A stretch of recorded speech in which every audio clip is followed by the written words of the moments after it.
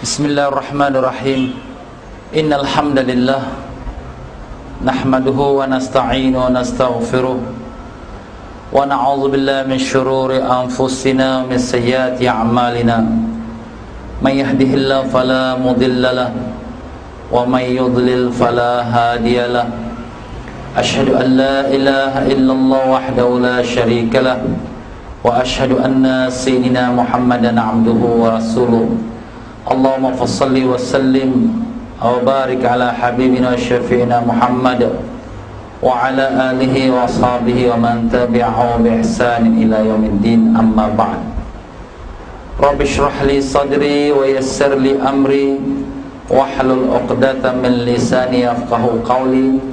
Subhanaka la ilma lana illa ma 'allamtana innaka antal alimul hakim. Ilahi anta maqsudi wa ridhaka matlubi, a'tini mahabbataka wa ma'rifatak wa la hawla wa la quwwata illa billahil aliyyil azim. Yang saya muliakan tuan pengerusi majlis dan tuan pengerusi dan sekalian ahli lembaga pentadbir Masjid Haji Yusuf yang mulia ini, dan sekalian tuan imam, tuan Bilal, para asatizah, bapak-bapak, ibu-ibu, hadirin hadirat rahimakumullah. Assalamualaikum warahmatullahi wabarakatuh. Alhamdulillah, tuan-tuan dan puan-puan rahimakumullah.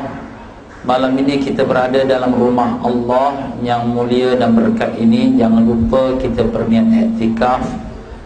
Dan pada malam ini saya telah dijemput untuk menyampaikan satu tajuk yang mungkin jarang-jarang sekali kita dengarkan, yang tajuknya berbunyi, siapakah dia wali Allah. Jadi tajuk ini agak aneh, karena biasa orang membicarakan tentang perihalnya ibadah, tentang hukum agama, lebih-lebih lagi tentang bab sembahyang, bab puasa, bab ekonomi. Tapi malam ini kita pula disajikan dengan tajuk, siapakah dia wali Allah. Tajuk ini walaupun nampaknya begitu simple, tetapi dia bukanlah satu perkara yang mudah. Kerana tuan-tuan dan puan-puan rahimakumullah, pertama sekali tajuk ini dibentangkan dengan tujuan supaya umat Islam yang sememangnya semuanya adalah orang yang beriman kepada Allah dan ingin mendekatkan diri kepada Allah, supaya mereka pun mudah-mudahan dengan tajuk ini dapat mereka mengkoreksi, memperbetulkan dirinya dan akhlaknya dan pegangannya. Mudah-mudahan dia dapat jalan menuju kepada Allah dengan baik dan betul. Keduanya juga, dengan tajuk ini kita dapat mengenal akan sifat-sifat kekasih Allah, yang dimana kadang-kala di dalam masyarakat kita, oleh kerana umat Islam tu cinta kepada wali Allah dan kekasih Allah, maka timbullah segolongan manusia yang ingin mengambil kesempatan daripada sifat keinginan umat Islam untuk mendekatkan diri pada Allah dengan membuat pengakuan dia seorang wali Allah, sehingga orang ramai pun mendekatinya dan membelanjakan wang ringgit untuknya, dan akhirnya barulah terpecah tembelang, iaitu hanya berpura-pura. Jadi dengan tajuk ini sekaligus kita juga dapat mengenal siapa yang betul yang jalan menuju pada Allah, yang sebagai seorang wali Allah. Dan kita juga dapat mengenal siapakah orang yang berpura-pura, supaya tidak kita jatuh di dalam perangkap-perangkap mereka. Tapi sudah setentunya majlis kita pada malam ini Bukan kita nak menunding jari siapa yang berpura-pura, ataupun kita nak mengatakan siapa pula wali Allah, kerana yang menetapkan akan yang demikian itu hanyalah Allah Subhanahu wa ta'ala. Cuma sebagai garis panduan, bolehlah dijadikan sebagai petunjuk untuk kita bersama. Ya tuan-tuan dan puan-puan rahimakumullah, sebenarnya memang semua kita sudah sedia maklum, perkataan wali Allah ini memang kita selalu dengar dah, dan kita semua pun memahami dah maksud wali Allah itu ialah kekasih Allah Subhanahu wa ta'ala. Jadi orang yang dikatakan kekasih Allah itu wali Allah, sebenarnya adalah sebagai sifat orang yang beriman. Sebabnya orang beriman semuanya adalah kekasih Allah. Jadi sebenarnya semua kita orang yang beriman hendaklah berusaha untuk menjadi kekasih Allah. Sebab dia tidak ada yang nombor 3. Dia imma dia kekasih Allah, imma dia itu musuh Allah. Tak ada duduk kat tengah-tengah atas pagar, oh saya bukan wali Allah, saya pun bukan musuh Allah. Mana ada atas pagar? Jadi kita orang beriman hendaklah juga berusaha ke arah untuk kita menjadi kekasih Allah. Jadi malam ini juga kita akan bicarakan sifat-sifat yang sepatutnya disifati oleh kita semua, sebagai untuk kita juga menjalan menuju menjadi kekasih Allah. Kalau ada orang mengatakan, oh saya tak mau jadi kekasih Allah, artinya dia jadi musuh Allah. Dan musuh Allah tu ialah kekasih syaitan. Jadi kita tak boleh ada pilihan yang kedua. Pilihan kita hanya satu saja, iaitu untuk menjadi kekasih Allah. Orang yang beriman itu adalah kekasih Allah. Ya tuan-tuan dan puan-puan rahimakumullah, jadi di dalam membicarakan tentang wali Allah ini, maka telah banyaklah di dalam Al-Quran dan juga dalam hadis yang mengemukakan dalil yang menunjukkan wujudnya akan wali Allah Subhanahu wa ta'ala, ya. Walaupun kadang-kala ada orang yang mempertikaikan mana ada wali Allah, bahkan ada orang menolak dan menafikan. Kita tak boleh buat macam tu. Kalau memang sudah ada dalam Quran dan hadis, maka itulah menjadi pegangan kita umat Islam Ahlus Sunnah wal Jamaah. Al-Quran telah menerangkan dalam perkara ini, di mana Allah Subhanahu wa ta'ala telah berfirman di dalam surah Yunus ayat 62 dan 63. A'udzubillahi minasyaitanir rajim. Ala inna awliya Allah la khawfun 'alaihim wala hum yahzanun. Artinya, ketahuilah sesungguhnya wali-wali Allah itu tidak ada rasa ketakutan atas mereka dan tidak pula berduka cita. Jadi Allah sebut dalam Quran awliya Allah. Awliya itu maknanya wali-wali Allah. Jadi kalau ada orang mempertikaikan dan menolak mana ada wali Allah, maka orang itu menolak ayat Quran yang seumpama ini. Menolak satu saja ayat Quran sudah cukup untuk mengeluarkan dia daripada Islam. Jadi sebagai orang yang beriman, tak dapat tidak, kita wajib terima dan percaya memang ada wujud wali Allah. Jadi antara wali Allah ni sifat-sifat mereka tu banyak. Antara yang mereka tidak ada rasa ketakutan atas kehidupan dunia ini, dan waktu mereka di sakaratul maut, bagaimana mereka nanti akan keadaannya, meninggalkan anak isteri, bagaimana, tak ada mereka rasa takut dan bimbang, dan tak ada pula rasa berduka cita. Bagaimana nanti anak isteri nak makan, nak minum, bagaimana rumah tangga, mereka telah letakkan sepenuh kepercayaan kepada Allah. Siapakah mereka orang yang wali Allah ini? Maka Allah SWT sebutkan syaratnya yang paling penting sekali, alladzina amanu wa kanu yattaqun. mereka itulah orang yang benar-benar amanu, iaitu beriman, dan adalah mereka itu orang yang benar-benar yattaqun, iaitu bertakwa. Dua sifat ini, sifat beriman dan sifat bertakwa, adalah dua sifat yang wajib, yang mesti, bahkan prasyarat untuk mereka yang digelarkan sebagai wali Allah. Jadi dalam menyebutkan tentang beriman ini, memanglah semua kita pun beriman adanya Allah, adanya para malaikat. Tetapi tuan-tuan dan puan-puan, di dalam maksud beriman itu dia bersangkut paut dengan masalah akidah, masalah tauhid, yang di mana akidah atau tauhid ini dia merupakan asas kepada iman seseorang kepada Allah. Dan akidahnya itu tak dapat tidak, mestilah akidah yang benar, iaitu akidah Ahlus Sunnah wal Jamaah.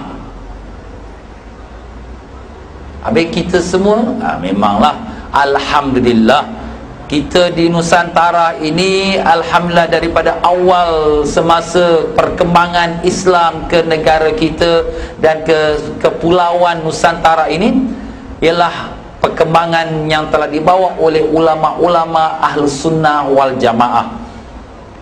Jadi Ahlus Sunnah wal Jamaah dia bukan suatu yang baru, sudah daripada zaman Nabi sallallahu alaihi wasallam pun sudah pun wujud. Jadi bila kita sebut Ahlus Sunnah yang mengikut sunnah baginda Nabi sallallahu alaihi wasallam, wal Jamaah iaitu jamaah para sahabat, itulah dia tuan-tuan masalah ataupun pelajaran tauhid akidah Ahlus Sunnah wal Jamaah. Dan yang telah pun kita mengetahuinya daripada yang disampaikan oleh alim-alim ulama kita, ialah akidah yang telah dipelopori ataupun yang telah disusunkan oleh imam besar kita, Imam Abu Hasan Al-Ash'ari, dan juga imam yang besar iaitu Imam Abu Mansur Al-Maturidi. Dua imam ini adalah imam yang telah menyusunkan secara teratur pelajaran tauhid Ahlus Sunnah wal Jamaah. Macam dalam bab fikih lah, bab fikih kita ada 4 imam. Bukanlah 4 imam ini Syafi'i, Maliki, Hambali, Hanafi rahimahumullah mengadakan sesuatu yang baru, cuma dia menyusunkan, mengaturkan, membukukan supaya memudahkan orang untuk mengetahui bagaimana nak mengerjakan solat, bagaimana nak berwudu, nak menunaikan puasa. Jadi nak buka Al-Quran, nak buka hadis, tak pandai baca pula, tak faham pula bahasa Arabnya. Jadi macam itulah dalam bab fikih. Dalam bab tauhid juga kita ada 2 imam Ahlus Sunnah yang mu'tabar, yang diterima oleh dunia Islam, iaitu Imam Abu Hasan Asy'ari, yang tuan-tuan dan puan-puan mempelajari pelajaran tauhid sifat 20 yang wajib, 20 yang mustahil, 1 yang harus, dan sebagainya. Jadi itu wajib kita mempelajarinya. Jadi tuan-tuan dan puan-puan, jadi kalau sekiranya akidah dia itu tidak dalam akidah Ahlus Sunnah wal Jamaah, maka dia tidak diterima Allah Ta'ala sebagai kekasih Allah atau wali Allah. Itu syaratnya pertama, akidah. Sebab itu kalau kita lihat di dalam umat Islam yang berpecah kepada bermacam-macam akidah, ya, maka kita lihat semua sejarah para wali Allah itu mereka berasal daripada akidah Ahlus Sunnah wal Jamaah. Tidak ada yang bukan dari Ahlus Sunnah wal Jamaah. Dan demikian pula bila kita kata dia benar-benar bertakwa, maknanya benar takwanya pada zahir dan benar takwanya pada batin. Macam mana tu? Takwa pada zahir makna benar pada syariatnya. Syariat ni amalan zahir, sembahyangnya, puasanya, zakatnya, hajinya, muamalah nikah, kahwinnya, semuanya benar syariatnya. Jadi kalau sekira syariatnya yang zahir itu batal, tak sah, maka dia tidak dinamakan orang yang bertakwa dan tidak akan dia menjadi wali Allah. Jadi dalam prinsip kita beramal syariat yang zahir ini, imam-imam Ahlus Sunnah wal Jamaah kita telah mempersetujui sah amalan kita itu kalau kita berpandukan kepada salah satu daripada mazhab Ahlus Sunnah yang 4, iaitu Imam Syafi'i, Imam Maliki, Imam Hanafi dan Imam Hambali rahimahumullah. Semoga Allah merahmati sekalian mereka itu. Jadi kalau kita mengamalkan salah satu pada mazhab mereka untuk dalam solat kita, dalam puasa kita, dalam nikah kahwin kita dan seterusnya, maka sahlah syariatnya, maka dia memenuhi takwa pada zahirnya, pada zahir. Dan demikian juga takwa itu bukan hanya pada zahir saja, takwa itu juga ialah pada batin. Sebab Allah SWT tidak melihat seseorang itu hanya pada zahir, Allah juga melihat kepada batinnya. Sebagaimana dalam suatu hadis Nabi sallallahu alaihi wasallam bersabda, "Innallaha la yanzuru ila suwarikum wa amwalikum, walakinnallaha yanzuru ila qulubikum wa a'malikum." Sesungguhnya Allah tidak melihat kepada rupa bentuk kamu dan harta benda kamu, tapi Allah melihat kepada hati-hati kamu dan amalan-amalan kamu. Jadi kalau amalan kita bersandarkan pada perkara yang zahir, mestilah memenuhi pada syariat yang benar, maka hati kita juga mesti ada takwa pada yang batin, iaitu benar pada tasawufnya. Kenapa pula Ustaz sebut tasawuf? Sebab pelajaran tasawuf itulah pelajaran dalam membicarakan penyucian hati, untuk nak membuang sifat riak, ujub, megah, sombong, takabur, hasad, dengki, tamak, haloba. Itu semua adalah penyakit-penyakit hati yang wajib dibuang dan dihiaskan dengan sifat ikhlas, reda, syukur, sabar, tawaduk, cinta pada Allah, cinta pada Rasul, zuhud, hidup berqanaah, dan semua sifat-sifat yang mulia. Dan semua sifat-sifat yang tersebut itu dibicarakan dengan luas dan dalam pelajaran tasawuf. Kalau kita buka kitab fikih, kita tak jumpa dalam membicarakan perihal riya, ujub, sum'ah. Dia hanya bicara tentang sah, batal sembahyang itu, rukun sembahyang, sunat-sunat dalam sembahyang dan seumpamanya. Kalau kita buka dalam kitab akidah atau kitab tauhid, dia juga tidak membicarakan tentang perihal riya, ujub, sum'ah, ikhlas, tawaduk, syukur, sabar.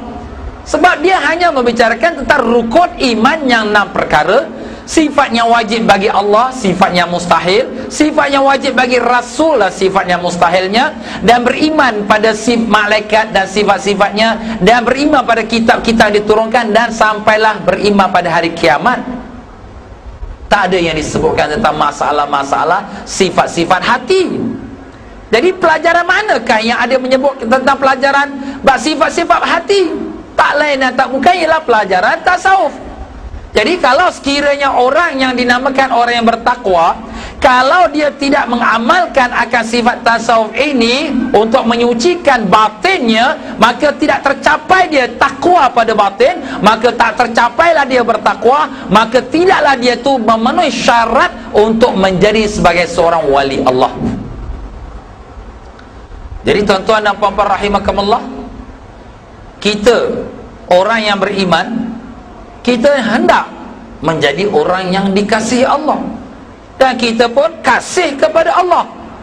Maka pastikan diri kita memenuhi 3 ciri ini. Akidah kita hendaklah akidah Ahlus Sunnah wal Jamaah. Fikih kita, syariat kita hendaklah salah satu daripada 4 mazhab yang sudah diterima oleh dunia Islam, Ahlus Sunnah wal Jamaah. Dan tasawuf kita hendaklah kita daripada orang yang mempelajarinya dan mengamalkan tasawuf. Kalau tidak, tak memenuhi syarat-syarat untuk menjadi kekasih Allah, arti kata kita gagal dalam menjadi orang beriman yang sebenarnya. Apakah ustaz cakap ini sudah pasti garanti? Apakah kalau kita pegang akidah, kita ambil pada direct Quran hadis, tak boleh ke? Apakah kalau kita beramal fikih, kita pegang direct pada Quran hadis, tak boleh ke? Kenapa mesti ada syarat ini? Jawapan saya, sebab ini sudah terbukti. Allah Subhanahu wa taala telah menerima amalan orang yang beramal dengan 3 prinsip ini, dan Allah telah angkat dia menjadi wali dan kekasih Allah, yang membuktikan akidah dia betul, fikih dia betul, dan tasawuf dia betul. Kalau salah satu pada 3 ciri ini salah, Allah tak terima dia sebagai kekasih Allah. Wah, ustaz cakap ada bukti. Apa buktinya? Setiap kata-kata kena dibuktikan, kalau tidak jadi omong kosong. Buktinya tuan-tuan dan puan-puan, kita lihat bagaimana wali Allah yang sudah pun masyhur, yang telah terkenal di dunia Islam, sekali sebut semua orang, oh tahu kenal. Siapa dia? Sebagai satu contohlah, Syekh Abdul Qadir Al-Jailani Qaddasallahu sirrah, semoga Allah mensucikan rohnya. Tuan-tuan kenal tak? Biasa dengar tak nama dia? Biasa. Kalau dia tak kenal, tak biasa dengar, mungkin ganjil sikit lah. Syekh Abdul Qadir Jailani Qaddasallahu sirrah hidup pada kurun yang ke 600 hijrah, tahun-tahun yang tersebut. Tahun 550 hijrah beliau dilahirkan, dan begitulah pada tahun 600 lebih beliau pun wafat. Jadi antara 2 kurun itu, setelah dunia Islam berkembang luas, Syekh Abdul Qadir Jailani Qaddasallahu sirrah seorang wali Allah yang masyhur, yang telah pun dikenali dunia Islam. Mana kita tahu dia wali Allah ustaz, tak dia temberang saja. Sebagai contoh lah, sebagai contoh, kalau Nabi itu dikenali dengan mukjizat, kerana Allah nak tunjukkan dia seorang Nabi, maka Allah berikan dia perkara-perkara yang luar biasa sebagai membuktikan ini memang Nabi dan Rasul. Itu namanya mukjizat. Maka para wali-wali Allah bukan sebagai untuk membuktikan, kerana para wali Allah tidak perlu membuktikan dirinya wali, tak perlu. Tetapi Allah berikan juga kelebihan, dan kelebihan yang ada pada para wali, kelebihan yang luar biasa, dinamakan apa dia tuan-tuan? Keramat. Keramah. Jadi kelebihan. Jadi kalau Syekh Abdul Qadir Jailani Qaddasallahu sirrah, karamah dia, kelebihan dia luar biasa yang berlaku pada dirinya telah banyak sekali. Seumpama beliau berjalan atas udara, ya, beliau berjalan di tengah-tengah air, jalan atas air. Jadi kalaulah sekiranya perkara yang pelik-pelik ni, kalau datang daripada seorang kekasih Allah yang solih, yang taat, dinamakan iaitu karamah. Tapi kalau datang daripada orang yang maksiat, yang derhaka pada Allah, atau orang kafir yang tak beriman pada Allah, dinamakan sihir. Maka kalaulah sekiranya kelebihan yang ada pada Syekh Abdul Qadir Jailani Qaddasallahu sirrah itu kita tolak dia, bukan karamah ni, maka artinya kita mengatakan itu sihir. Kalau kita kata itu sihir, makna Syekh Abdul Qadir Jailani ini bukan orang Islam, dia orang kafir. Sebab orang sihir ni orang kafir. Nah, siapa pula nak tuduh dia kafir? Siapa berani tuduh Syekh Abdul Qadir Jailani kafir? Berat tu. Sedangkan alim-alim ulama yang ada pada zaman beliau telah menerima beliau sebagai seorang ulama yang besar, sebagai seorang kekasih Allah. Dah bahkan muridnya yang dia mengajar, maaf tuan-tuan, bukan macam kita, muridnya dia mengajar alim ulama, tak kurang pada 70,000 orang datang belajar dengan beliau. Sampai tak muat di kota Baghdad, buat di tepi kota Baghdad di padang pasir. Hebatnya, Masya Allah, kelebihan Allah beri kepada beliau. Bukan dia nak minta bangga, tidak. Dan ulama yang, salah satu ulama yang sangat mengkritik tentang amalan-amalan tasawuf dan sebagainya,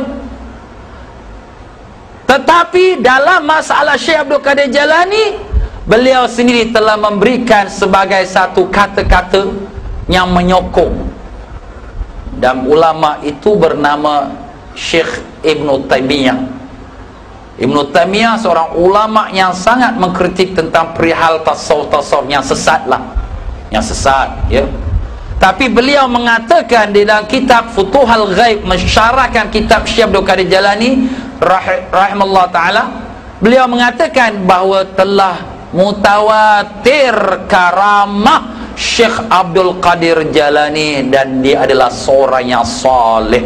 Arti katanya mutawatir mana sudah dikenali ramai akan karamah kelebihan Syekh Abdul Qadir Jalani, yang di mana beliau adalah seorang yang soleh. Jadi Syekh Ibn Taymiyah yang terkenal dengan pendirian yang sangat keras itu, beliau sendiri telah memberikan kata-kata sokongan terhadap Syekh Abdul Qadir Jalani qaddasallahu sirrah. Sekarang kita balik pula kepada 3 prinsip yang disebut tadi. Kita lihat pada Syekh Abdul Qadir Jalani, apakah pegangannya dalam bab akidah, bab tauhid. Beliau berpegang kepada mazhab Ahlus Sunnah wal Jamaah. Beliau tidak berpegang pada mazhab aliran-aliran yang bermacam-macam yang telah ada pada zaman beliau. Beliau berpegang pada Ahlus Sunnah Jamaah yang sudah disusun oleh alim-alim ulama sebelum beliau lagi. Dalam bab fikih, beliau yang tersangat alim, tetapi dia tidak buat mazhab yang baru. Dia mengikut Imam Syafi'i dan Imam Hambali, mazhab Syafi'i dan mazhab Hambali. Kenapa pula ustaz 2 mazhab? Sebab dia alim dalam 2 mazhab itu. Walaupun dia alim 4 mazhab, tetapi beliau senang dan suka beramal dengan salah satu daripada 2 mazhab ini. Jadi beliau tidak buat mazhab fikih Syekh Abdul Qadir Qadiri, tak ada.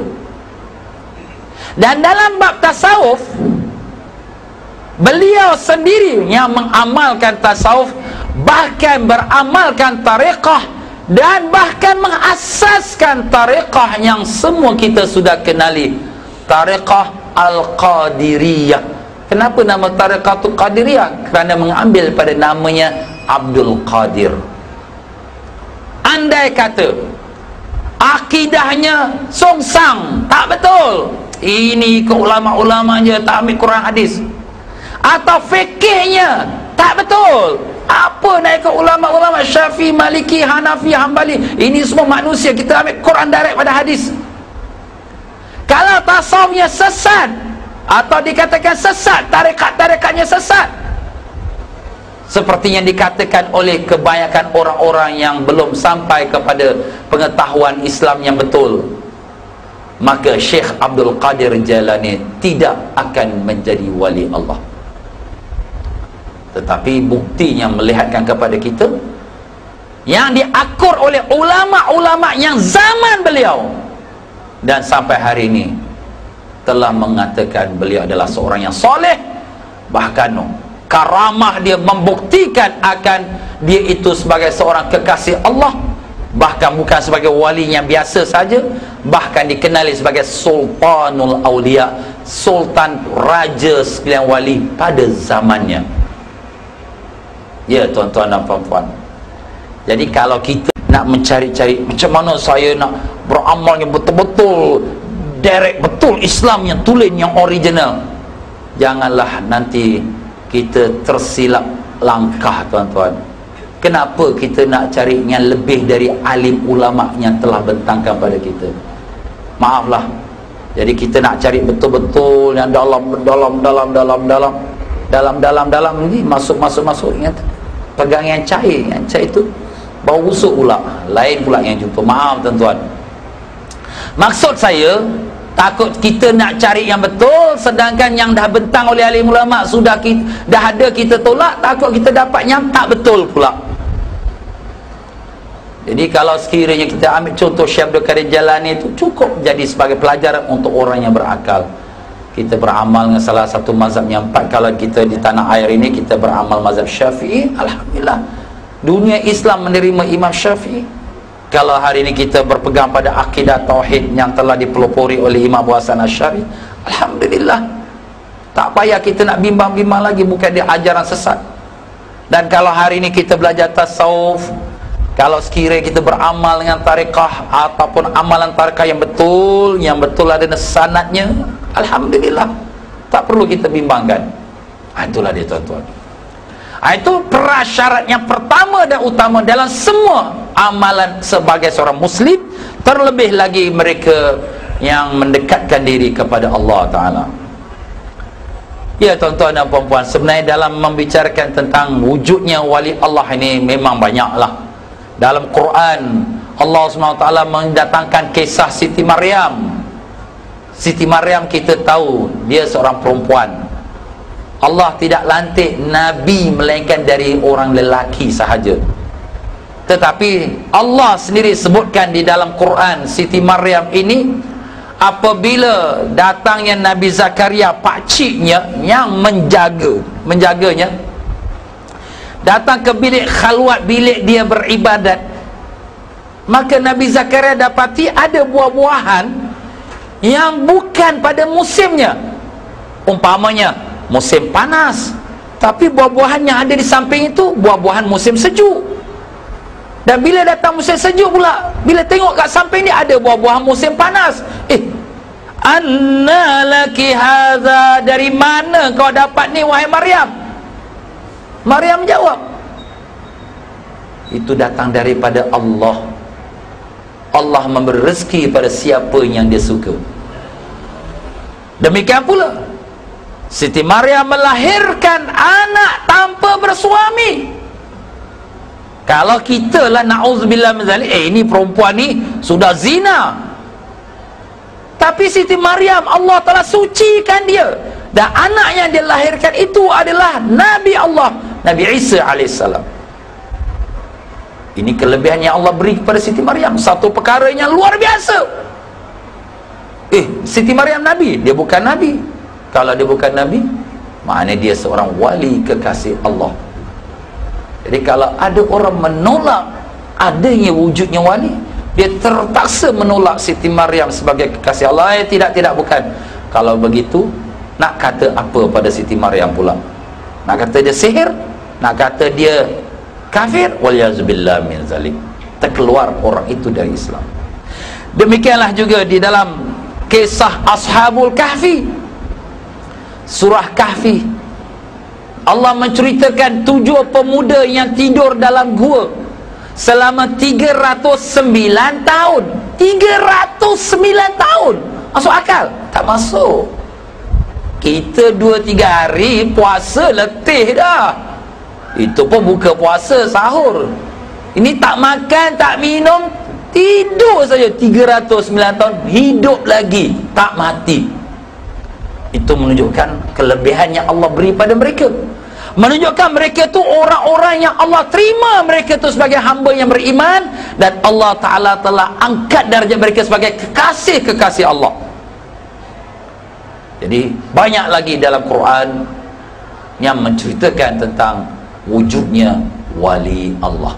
Bukan wali Allah tu mesti zaman kita saja, bukan zaman umat Nabi Muhammad sallallahu alaihi wasallam saja, yang dahulu-dahulu pun ada juga, seperti Siti Maryam, seperti Ashabul Kahfi, 7 penghuni gua.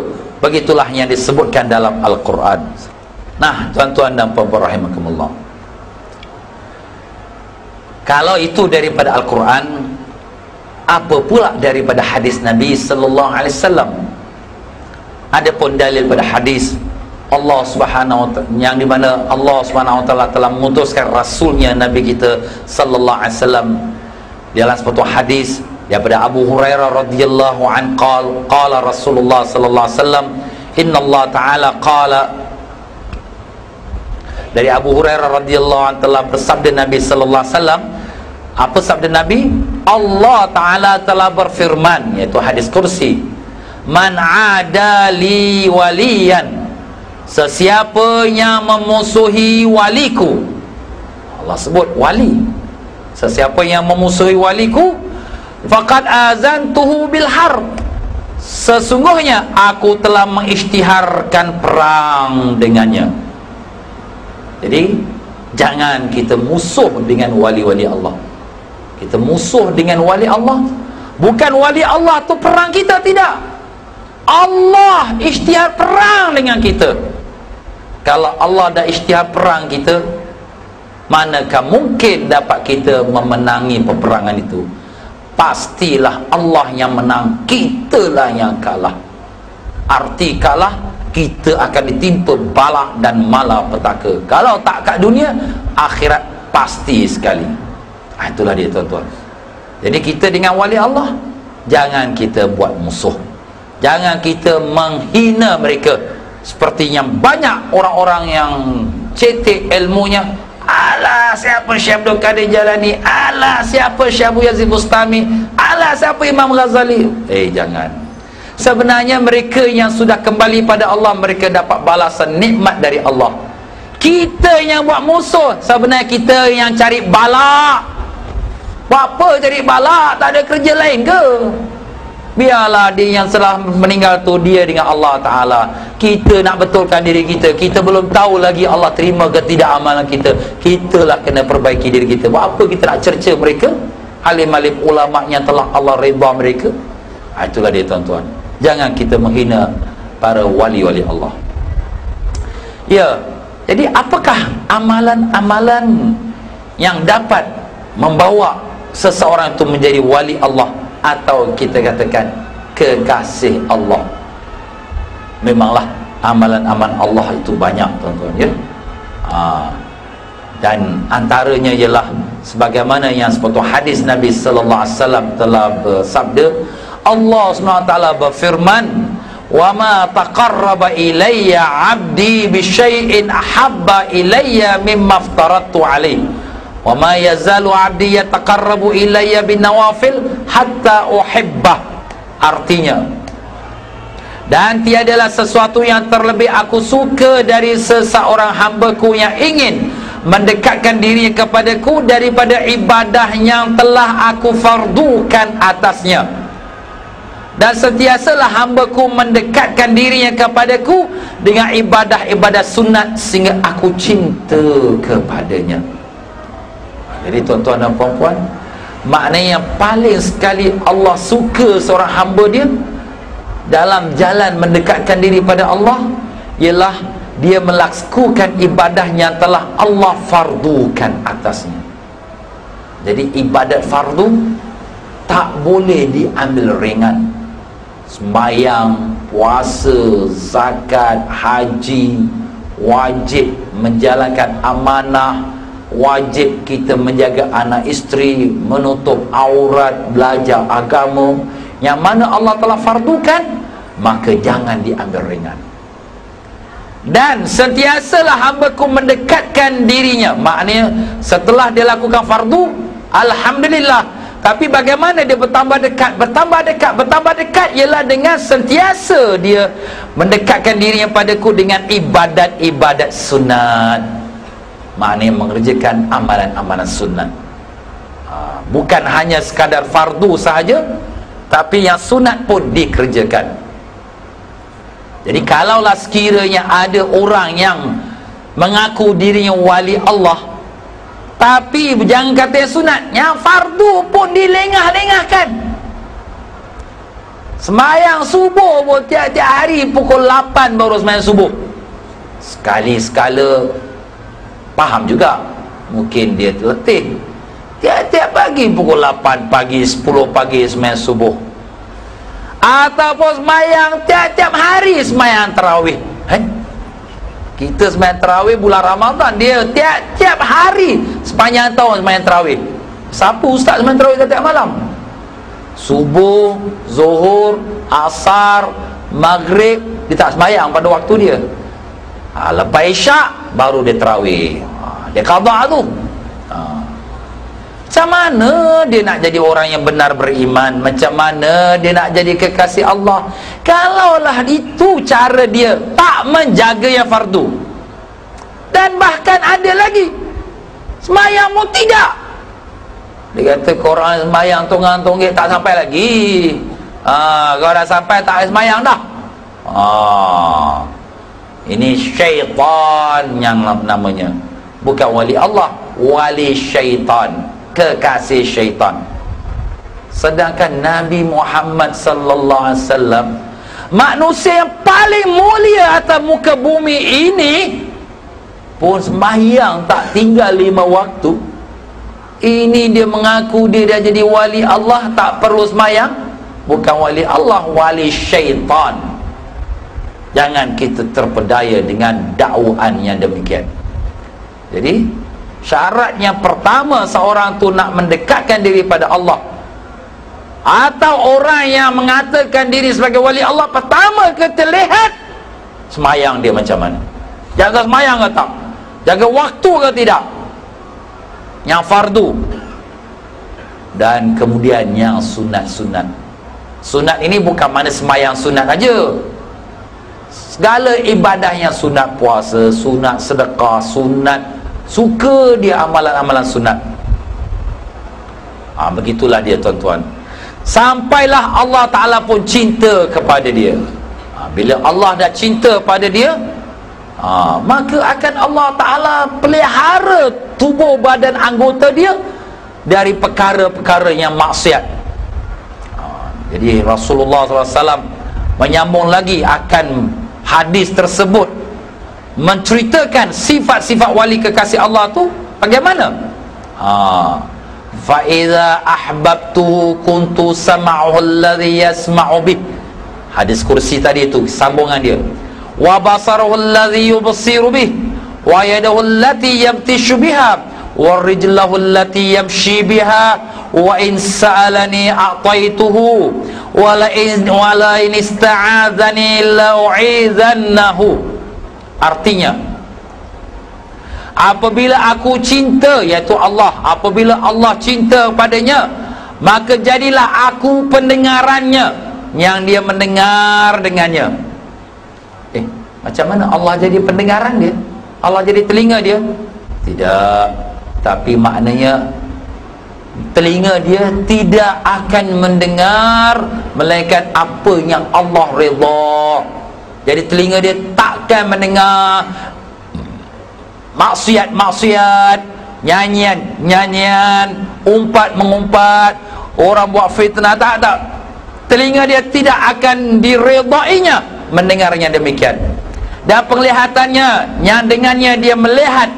Jadi Allah akan menjadi penglihatannya. Maknanya mata dia tak akan melihat yang dimurkai Allah. Tak ada tengok gambar-gambar yang terdedah aurat, tak ada lihat akan tubuh badan wanita yang tak halal untuknya, tak ada melihat orang dengan mata yang sinis, dengan mata yang menyindir, tak ada. Mata dia bukan pelihara. Dan demikian Allah mengatakan, Allah menjadi tangan yang ia menyentuh dengannya, dan kakinya yang berjalan ia dengannya.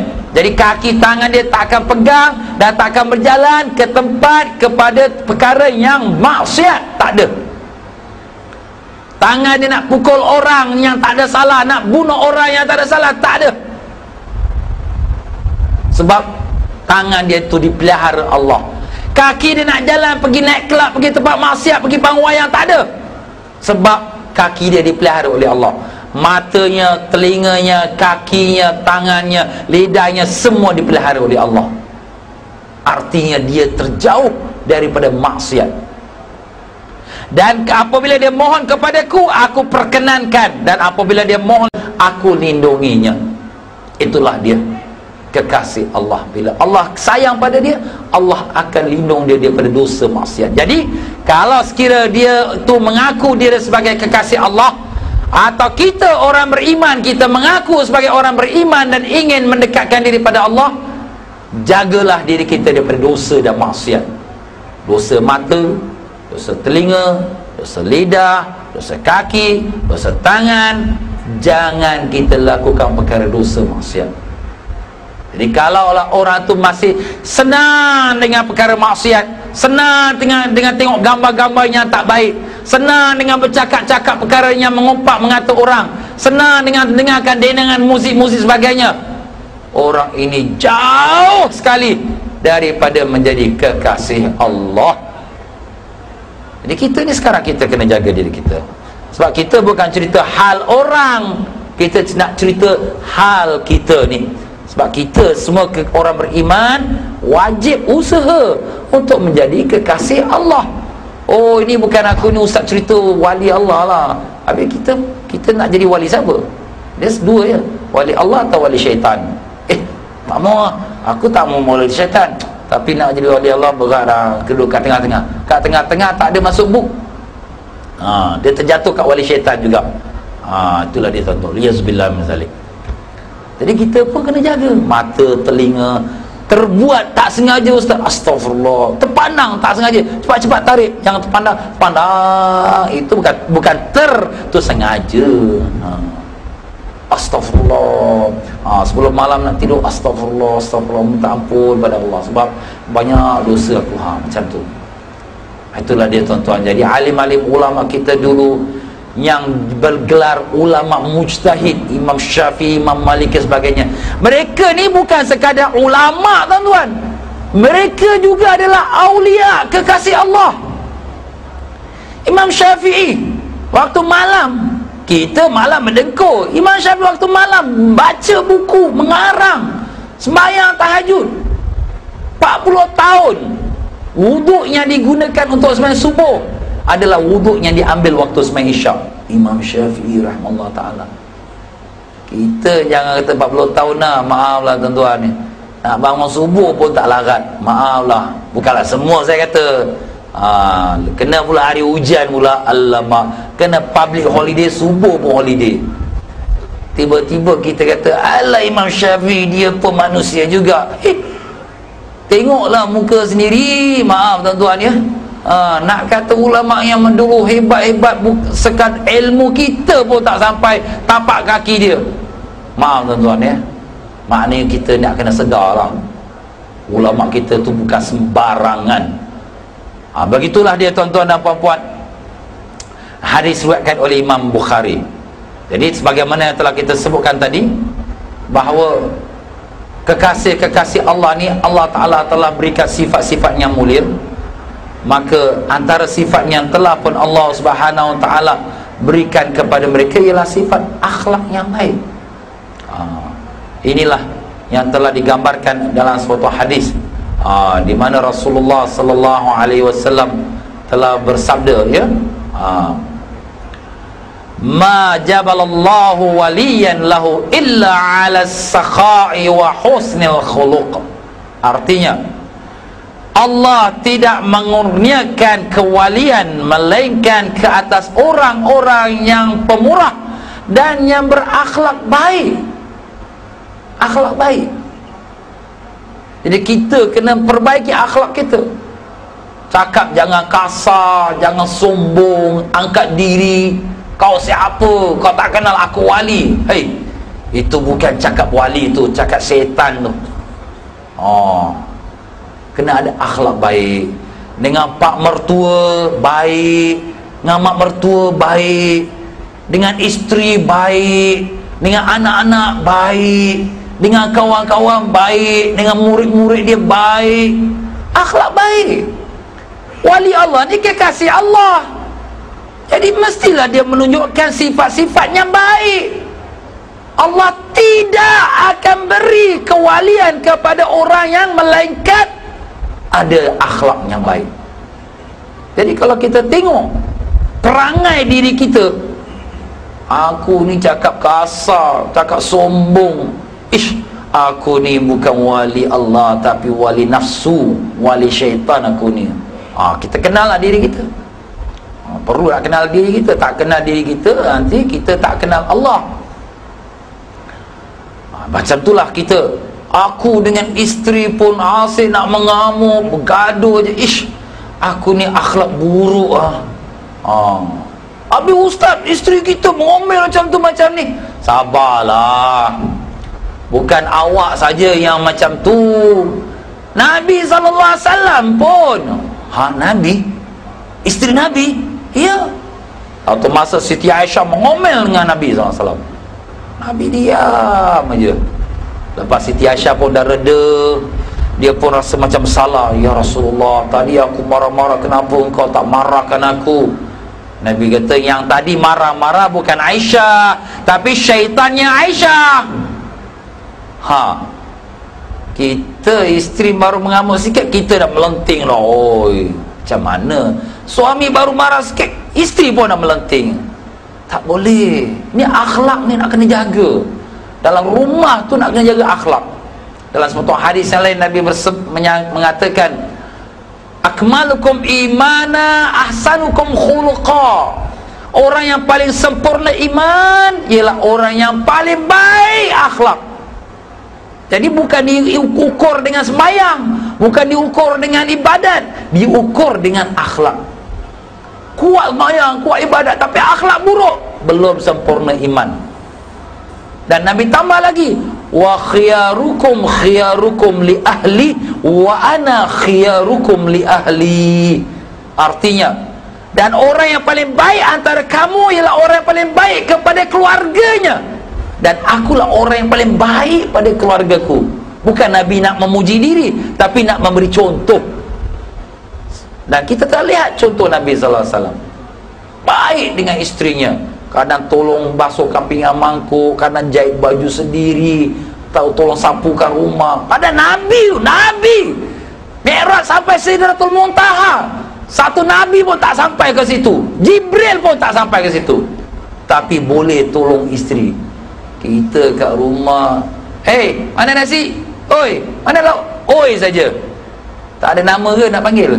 Maaf tuan-tuan ya, akhlak dah tak ada. Macam mana Allah nak angkat kita sebagai kekasih? Akhlak tak ada. Kita duk harap kita sembahyang je, Allah tak pandang.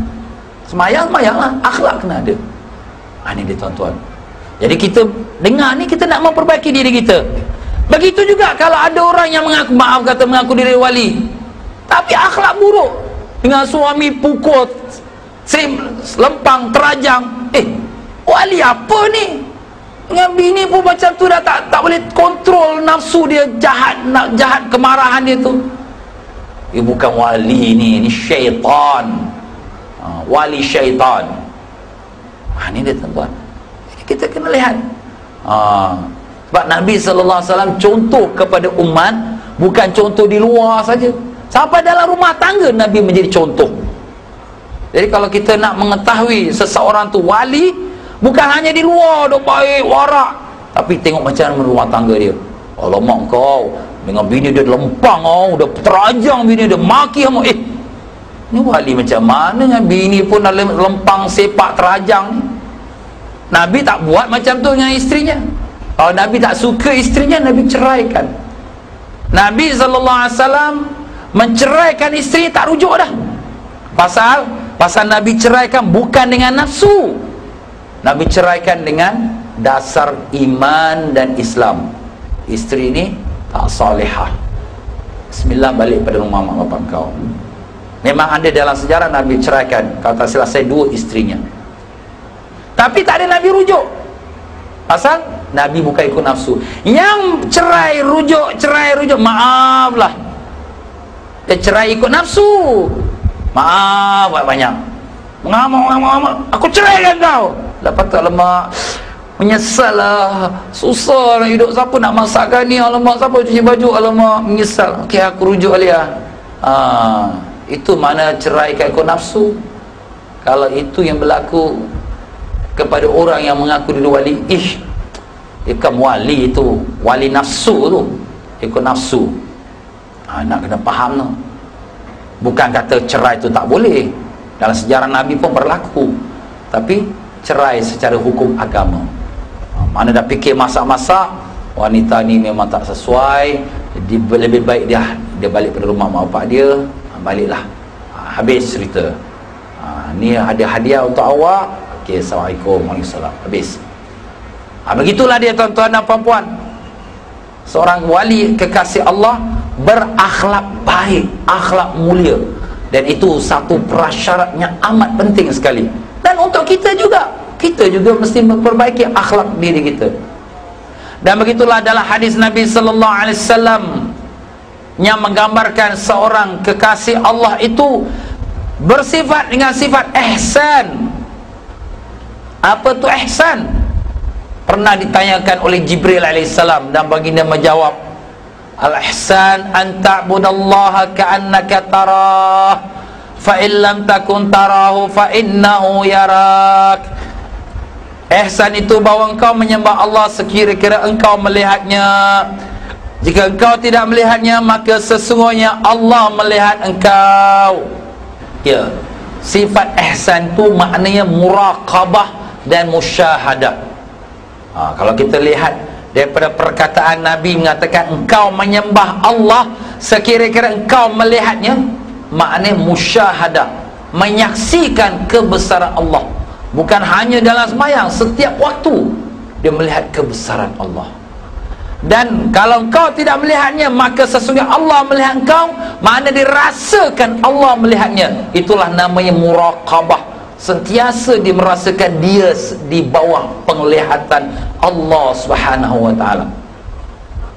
Bagaimanakah seseorang itu kalau dia mengetahui bahawa sentiasa dia diawasi oleh kamera-kamera, berjalan mana pun ada kamera yang merakamkan dia?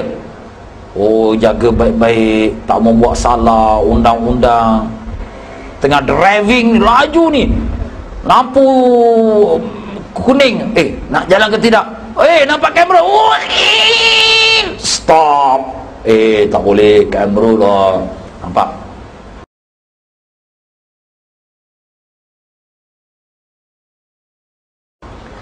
Dia takut kamera, pasal nanti orang tahulah dia buat salah. Sekarang kita semua bawa kamera Allah ni, kamera Allah yang tak pernah putus elektriknya, yang tak pernah ada public holiday-nya. Sentiasa mengawasi kita. Kita nak tengok, boleh tengok sembarang. Kamera Allah tu tangkap tengok, Allah tengok kau tu. Malu tak? Malu lah. Nak cakap sembarang, malu lah, Allah Ta'ala tengok tu. Nak buat, jangan lempang, Allah Ta'ala tengok tu. Nak ambil curi dia orang, tak boleh, Allah tengok. Sentiasa hati kita merasakan Allah tengok. Mampukah kita buat dosa? Tak mampu tu. Sebab tu dalam sepotong riwayat, ada seorang pemuda datang kepada seorang ulama. Saya ni tak bolehlah nak tinggalkan maksiat, nasihatkan saya lah, tolonglah nasihatkan saya. Maka ulama ni kata, kalau kau nak juga buat maksiat, kau buatlah di tempat yang tidak dilihat oleh Allah Ta'ala. Maka orang ditanya, macam mana saya nak buat tempat yang Allah tak lihat? Semua tempat Allah lihat. Kalau dah semua tempat Allah lihat, apakah kau tak malu makan nikmat Allah, duduk bumi Allah, pakai kurniaan Allah, tapi kamu buat maksiat kepada Allah? Tak malu ke? Menangis pemuda ni. Dari hari itu terus dia pun tinggalkan maksiat. Makan Allah bagi, bumi yang kita pijak Allah yang punya, langit yang kita junjung Allah yang jadikan, ada yang pakaian kita semua nikmat Allah. Dah semua Allah bagi, kita nak derhaka pula pada Allah. Ambillah satu sifat yang mulia yang ada pada anjing. Anjing? Ustaz, anjing najis, kotor, apa kita nak ikut sifat dia? Kamu tengok dia najis, tapi ada satu sifat mulia pada dia. Apa dia tuan-tuan? Tuan dia bagi dia makan tulang, isi pun tak ada. tulang aja. Duduk kat tepi serambi keluar je, hujan panas semua kena, sejuk dia. Tapi bila tuan dia tak ada rumah, dia jaga rumah tuan dia, pencuri datang, dia gonggong pencuri itu. Kalau silap hari bulan, dia pun mati kena bunuh. Tapi dia melakukan demikian kerana terima kasih dia pada tuan dia. Pada tuan dia bagi apa? Bagi tulang aja, duduk pun kat tepi keluar di luar rumah aja. Tapi terima kasih dia pada tuan dia, dia sanggup gadai nyawa menjaga harta benda tuan dia. Allah, tuan-tuan, Allah bagi kita bukan tulang, bagi daging, ikan, ayam, makan sedap, nasi sedap, lauk sedap, rumah sedap, pakaian cantik hebat. Tapi kita pula tak jaga agama Allah yang Allah wajibkan atas kita, tuan-tuan. Kalaulah dibandingkan anjing dengan manusia yang lupa kepada Allah, lagi baik anjing itu daripada manusia yang derhaka pada Allah. Allah Akbar. Ini kita nak kena rasa hati kita. Tengok anjing, anjing ni lebih baik pada aku. Perasaan kita kena ada macam tu. Kita nampak kita mulia, tapi dia di sisi Allah lagi mulia daripada kita. Ya tuan-tuan dan puan-puan rahimakumullah, orang yang dikatakan kekasih Allah dan orang yang ingin mendekatkan diri pada Allah, hendaklah dia kuat berpegang pada syariat. Kuat pegang syariat. Hukum agama Allah tak boleh tolak ansur. Yang haram, haram. Yang wajib, wajib. Tak ada kata haram, untuk orang aku tak haram, orang yang haram. Tak ada. Sebab ini Allah telah tegaskan. Allah berfirman dalam surah Al-Imran ayat 31, a'udzubillahi minasyaitonirrajim. Qul in kuntum tuhibbunallaha fattabi'uni yuhibbukumullah wa yaghfir lakum dzunubakum wallahu ghafurur rahim. Artinya, katakanlah ya Muhammad, jika benar-benar kamu cintai Allah, maka ikutilah aku, iaitu ikutlah Nabi Muhammad sallallahu alaihi wasallam. Nescaya Allah akan mencintai dan mengampuni kamu, dan Allah itu Maha Pengampun lagi Maha Penyayang. Jadi ikut Nabi. Kalau betul kita ni kekasih Allah, cinta pada Allah, kita pasti ikut Nabi sallallahu alaihi wasallam, syariat Nabi sallallahu alaihi wasallam. No compromise, tak ada tolak ansur dalam syariat Nabi. Tak ada kata ini haram tapi aku tak, kurang aja. Maaf tuan-tuan, setengah-setengah orang yang mengaku sebagai tok guru, tok wali, maaflah, murid dia nak nikah, malam pertama bini kau kena tidur dengan aku, ambil berkat. Allahu Akbar. Yang murid pun maaflah, dah buta dah, tak tahukah ini haram. Ini tok guru ni wali, ambil berkat, dapat anak-anak saleh. Bukan anak saleh, anak mak saleh. Maaf tuan-tuan, anak zina. Tapi inilah dia keadaan yang setengah-setengah orang mengambil kesempatan, konon dia wali Allah. Liyazubillah min zalim. Jadi kalau benda yang haram, no compromise. Tak ada kita kata untuk wali tak apa, untuk orang lain tak boleh. Ini tak mungkin berlaku. Pernah satu masa Syekh Abdul Qadir Jailani Qaddasallahu sirrah, dia sedang duduk berzikir, kemudian datang satu cahaya gilang gemilang cantik. Hai Abdul Qadir, engkau sudah jadi wali yang besar, sekalian yang haram sudah jadi halal untuk kau. Syekh Abdul Qadir Jailani kata apa? Berambuslah engkau syaitan. Kemudian suara tu bunyi lagi, nasib baik engkau ada ilmu, ilmu kau selamatkan kau daripada tipu dayaku. Dia nak kenakan juga tu. Apa jawab Syekh Abdul Qadir Jailani? Bukan ilmu aku yang selamatkan aku, Allah yang selamatkan aku. Nampak tuan-tuan? Kalau kita rasa, itulah aku dah belajar dengan ustaz tu, nasib baik kau, tidak, aku bukan kena dengan kau. Kena dah, itu pun dah kena dah. Bukan ilmu kita yang selamatkan kita, yang selamatkan kita Allah Ta'ala. Jadi murid-murid Syekh Abdul Qadir Jailani bertanya kepada gurunya, Tuan, macam mana Tuan tahu pula yang itu suara syaitan? Syekh Abdul Qadir Jailani pun menjawab, aku tahu itu suara syaitan kerana manusia yang paling mulia dalam dunia, Nabi Muhammad sallallahu alaihi wasallam, pun ada yang halal, ada haram. Bukan mana Nabi dia bebas semua halal, tak ada.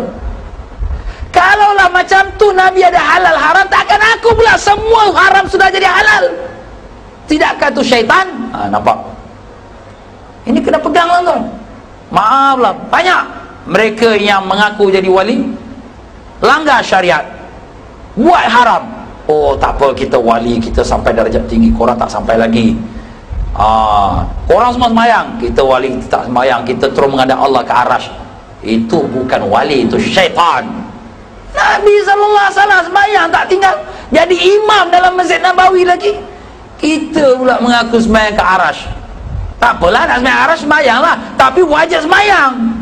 Bukan makna wajib sembahyang dia sembahyang ke arasy, tapi sembahyang Nabi pun boleh sembahyang ke arasy, tapi Nabi sembahyang jadi imam lagi. Maaf tuan-tuan ya, ini kadang-kadang tipu daya syaitan.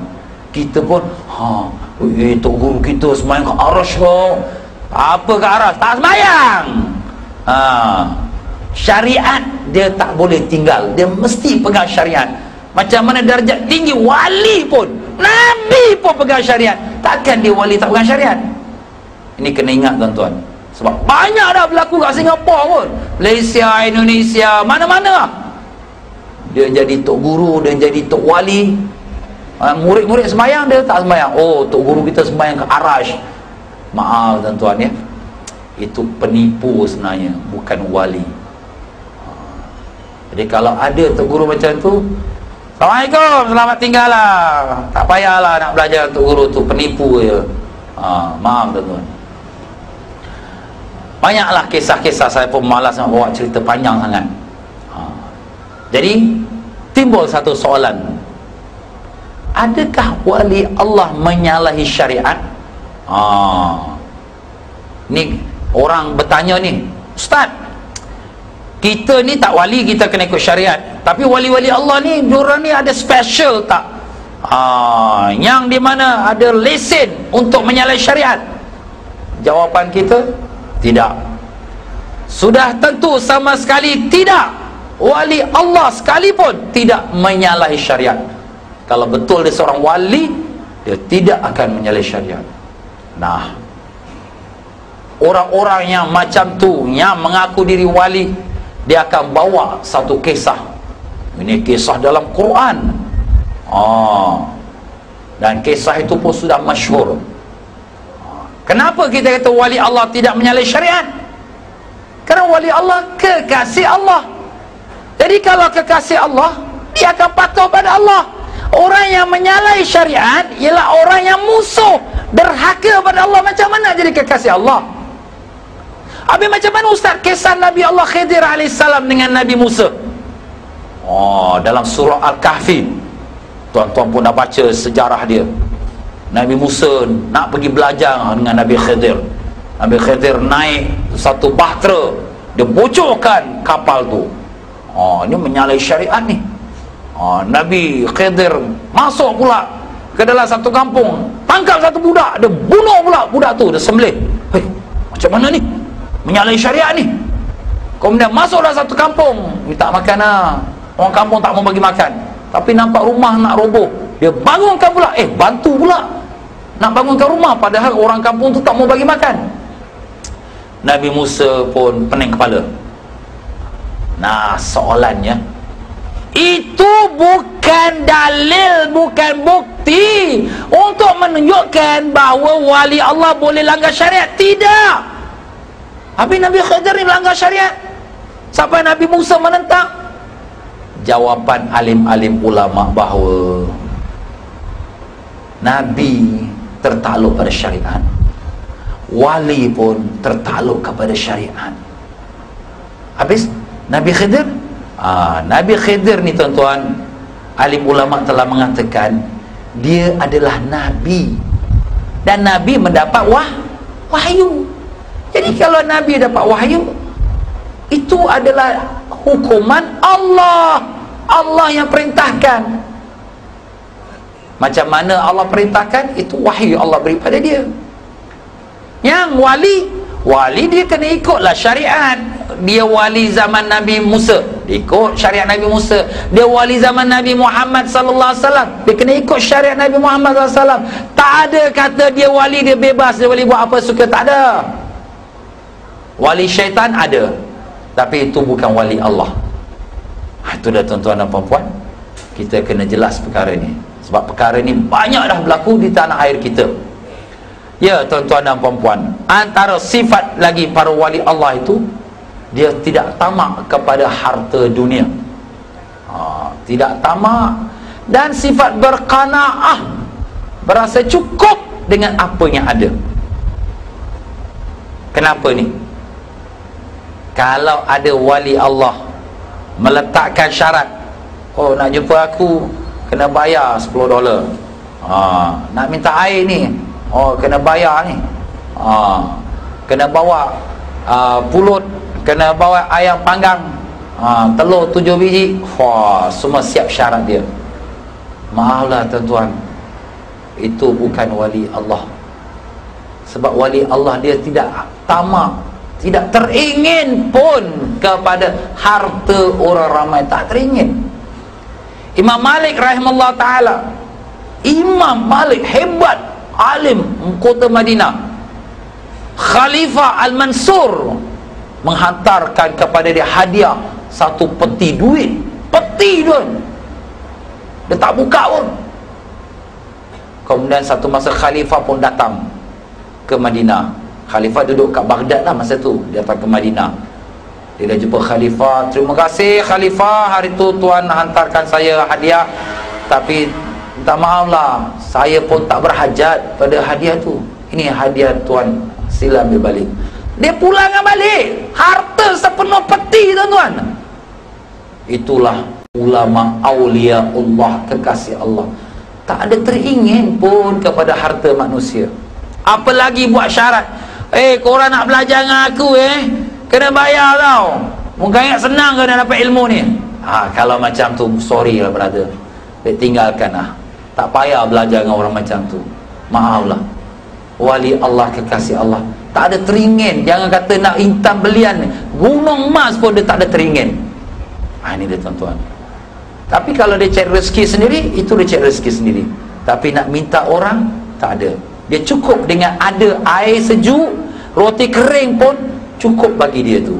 Tak perlu nak makan hebat. Nak jemput aku masak apa malam ni? Biryani dam boleh lah. Kalau nasi biasa tak payah. Itu bukan wali Allah, itu wali nafsu namanya. Nampak tuan-tuan? Ya, jadi banyak kekeliruan yang berlaku pada orang-orang yang buat pengakuan seperti itu. Ya, demikianlah, sebagai kekasih Allah Subhanahu wa ta'ala, hati dia pasti lembut dan gemetar bila menyebut nama Allah. Hati dia lembut, kekasih Allah, wali Allah ni lembut. Jadi kita pun kena lembutkan hati kita, tak boleh keras hati, dan takut kita pada Allah. Ini Allah dah sebutkan dalam Al-Quran, dalam surah Al-Anfal ayat yang ke-14. A'udzubillahi minasyaitonirrajim. Innamal mu'minuna alladzina idza dzukirallahu wajilat qulubuhum. Sesungguhnya orang-orang yang beriman itu adalah mereka yang apabila disebut nama Allah, gementarlah hati mereka. Sebab Allah rasa takut, gementar jiwanya. Wa idza tuliyat 'alaihim ayatuhu zadatuhum imana wa 'ala rabbihim yatawakkalun. Dan apabila dibacakan kepada mereka ayat-ayat Allah, bertambahlah iman mereka kerananya, dan kepada Allah lah mereka bertawakal. Serah pada Allah, tak bimbang kepada yang lain. Siapa mereka itu? Alladzina yuqimuna as-salata wa mimma razaqnahum yunfiqun. Iaitulah orang-orang yang mendirikan solat dan yang menafkahkan sebahagian dari rezeki yang kami berikan kepada mereka. Mereka inilah Allah puji, ulaika humul mu'minuna haqqan lahum darajatun 'inda rabbihim wa maghfiratun wa rizqun karim. Itulah orang-orang yang beriman dengan sebenar-benarnya. Mereka akan memperoleh beberapa darjat ketinggian di sisi Tuhannya dan ampunan serta rezeki nikmat yang mulia. Ini Allah sebut. Allah memberikan sebagai satu pengakuan, ulaika humul mu'minuna haqqan. Merekalah orang beriman dengan sebenar-benarnya.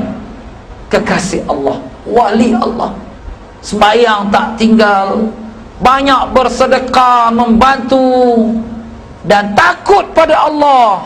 Gemetar dia bila dengar nama Allah. Bila dengar orang baca Al-Quran, tambah khusyuk dia, tambah iman dia.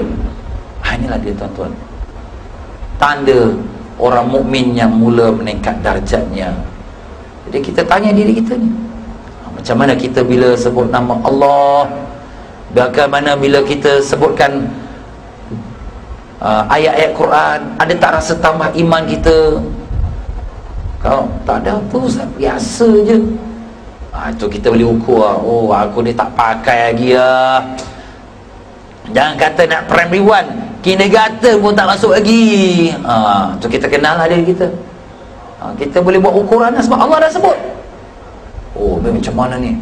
Banyak lagi penyakit tu, banyak virus, banyak bakteria kat dalam tu, nak kena buang. Sifat riak, ujub, semua nak kena buang. Maaflah tuan-tuan, bukan kata siapa-siapa, tapi masing-masing muhasabah dirinya, memeriksa dirinya. Jangan kita kata orang, tapi kita tunjuk jari pada diri kita.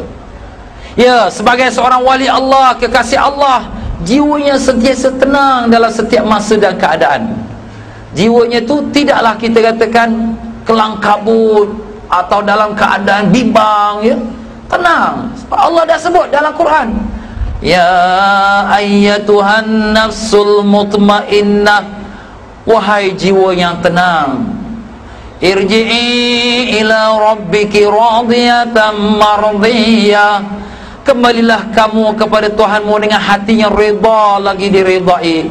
Fadkhuli fi ibadi, masuklah kamu ke dalam jemaah hamba-hambaku. Wadkhuli jannati, dan masuklah kamu dalam syurgaku. Nampak tuan-tuan?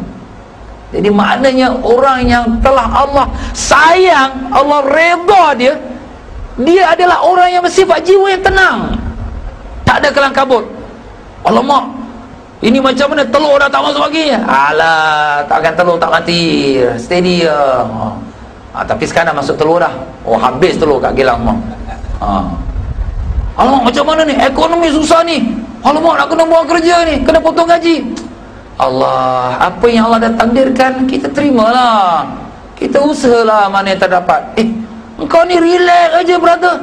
Relax lah, kita beriman pada Allah kan, beriman pada takdir. Tak berlaku sesuatu di bumi melainkan apa yang telah ditentukan oleh Allah.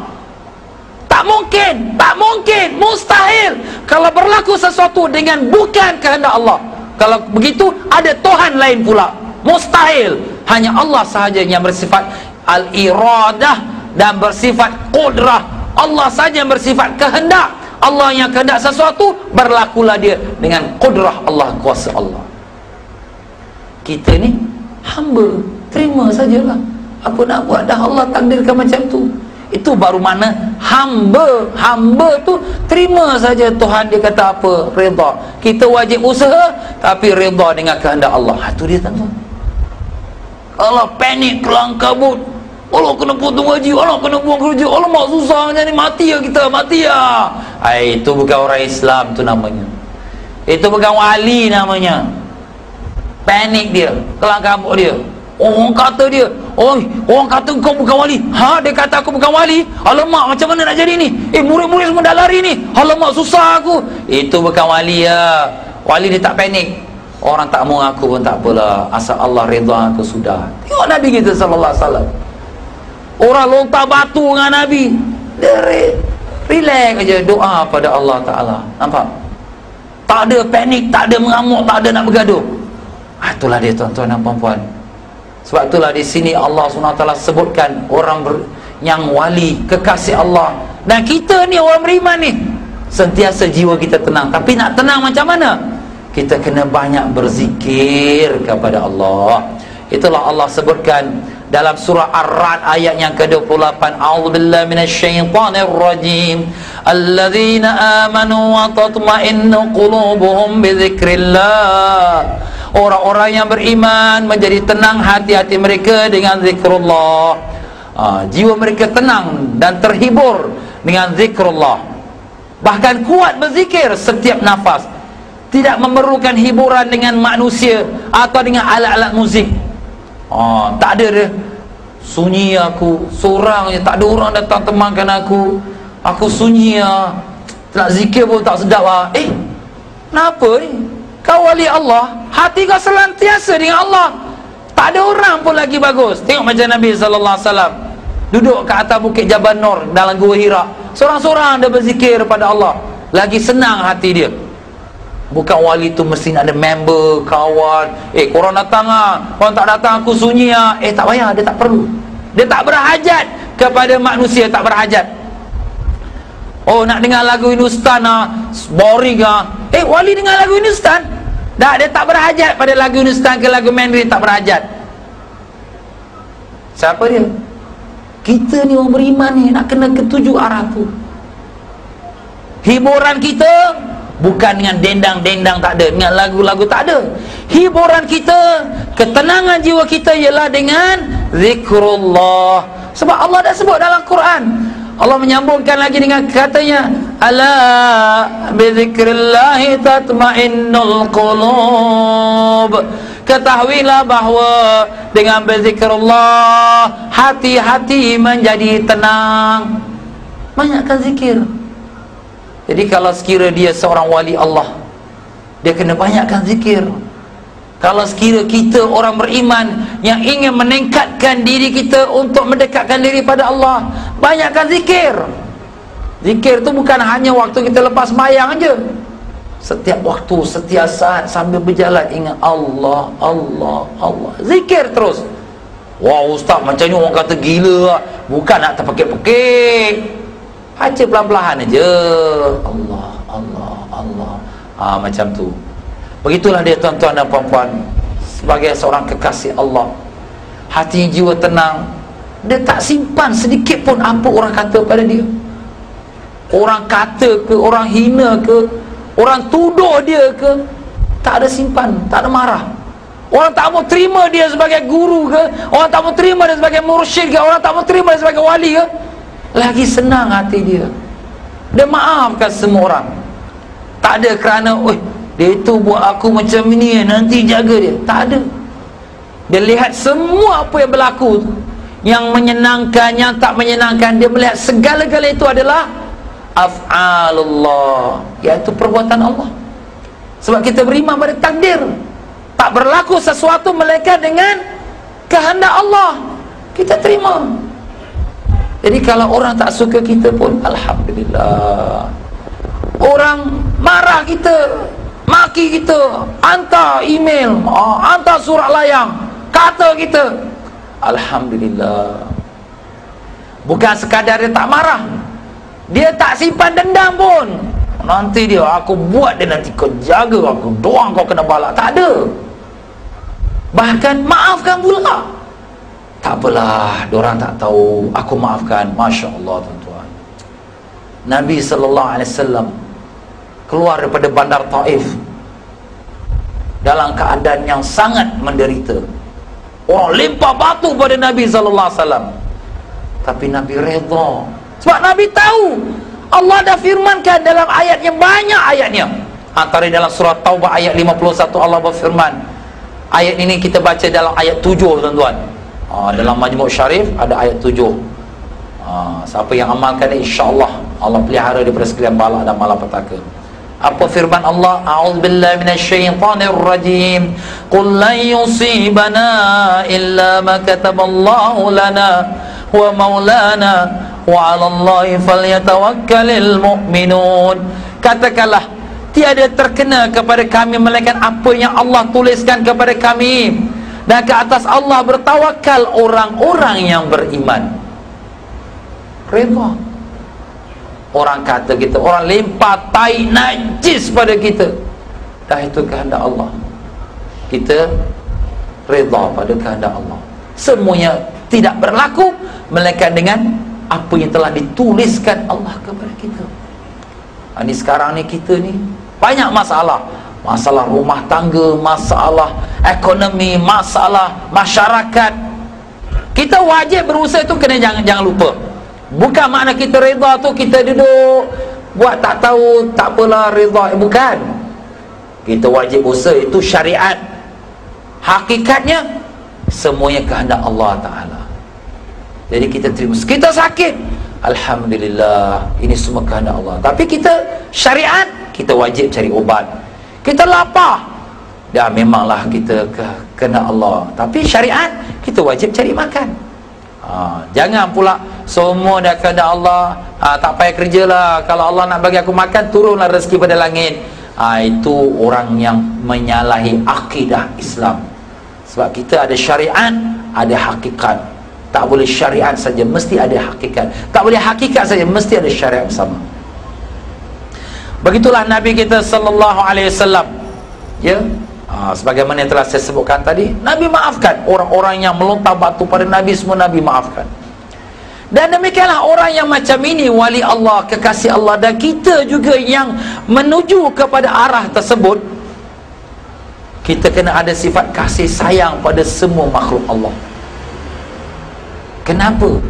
Kerana sayang yang kita kepada Allah, maka sayanglah kita pada semua, segala yang diciptakan oleh Allah Ta'ala. Walaupun kepada musuh kita pun, kita doakan dia dapat kebaikan. Bukan makna kita sayang pada family kita saja, bukan makna kita sayang kepada orang Islam sahaja. Kita sayang pada semua, segala-galanya. Habis ustaz orang kafir pun ciptaan Allah, Allah yang jadikan dia. Habis haiwan, anjing pun Allah yang jadikan. Kenapa kita nak musuh pada dia? Kenapa kita nak? Segala-gala yang ada atas muka bumi adalah ciptaan Allah. Kita sayang pada Allah, kita sayang pada semua yang Allah cipta. Kalau kita benci kepada si Anu, kita benci pada si kafir, kita benci kepada si anjing, mana kita benci pada Allah. Hei Allah, kenapa kau jadikan dia? Nampak? Jadi kita sayang pada semua ciptaan Allah. Tetapi kalau yang buat dosa, buat maksiat, kita marah. Bukan marah kerana dia, tapi kerana maksiat yang dia buat. Kalau dia jadi orang baik, kita sayang dia juga. Jadi sayang pada semua segala-galanya, tapi marah kepada perbuatan maksiat sahaja, bukan pada orangnya. Jadi itulah Islam. Jadi kalau wali Allah, dia sayang pada semua orang. Orang kafir pun dia sayang, anjing pun dia sayang, semua makhluk Allah dia sayang. Dan itulah sifat orang Islam kita. Ya tuan-tuan, jadi tak ada musuh. Murid dia keluar daripada dia, tak mengaku dia guru, tak mengaku dia syekh, tak mengaku dia mursyid, tak ada musuh. Mudah-mudahanlah kau dapat syekh yang lebih baik. Aku bukan syekh, aku pun syaitan juga. Mudah-mudahan Allah bagi korang syekh yang betul. Mudah-mudahan Allah bagi korang wali yang betul. Aku pun bukan wali. Itu perasaan dia. Kita tengok Nabi SAW apabila dilontar batu oleh orang Taif. Nabi keluar pada Taif, datang malaikat Jibril. Ya Muhammad, ini dua malaikat perintahkan saya supaya Allah hancurkan gunung Taif ini. Nabi kata jangan. Mudah-mudahan akan lahirlah daripada mereka zuriatnya beriman. Dan Nabi doa, Allahumma hdi qaumi fa innahum la ya'lamun. Ya Allah, berilah petunjuk, berilah hidayah pada kaumku kerana mereka tak tahu. Nabi doakan. Kalau kita, dia buat aku macam ini, dia tak mengaku aku wali, dia tak mengaku aku guru dia, nanti turun balak dia doa pula, kena balak pula. Itu bukan wali tuan-tuan. Kalau wali ni, Dia bukan doakan turun balak, dia doakan orang tu dapat kebaikan.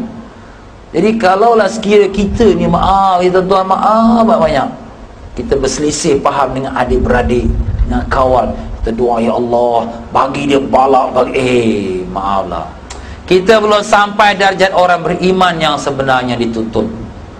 Masih lagi ada jahat dalam hati kita. Habis ustaz dia buat kita macam-macam tau. Yalah, kan itu takdir Allah juga kan. Kita pun banyak dosa, padan muka kita pun. Ingat macam tu sudahlah. Bukan kita pun baik sangat.